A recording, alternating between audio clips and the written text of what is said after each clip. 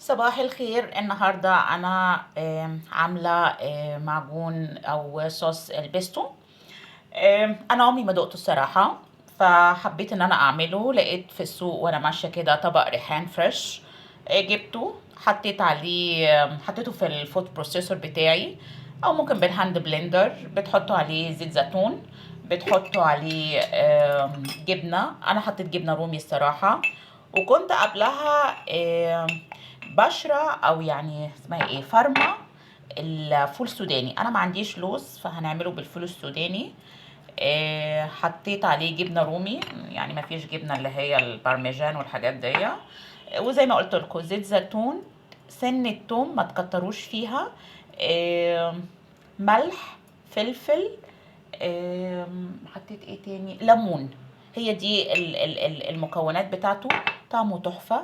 انا بدهن بيه زي ما انتم شايفين كده، هو توست. وهحط عليه ثانية واحدة، هحط عليه الافوكادو. اطلع اطلع بليز.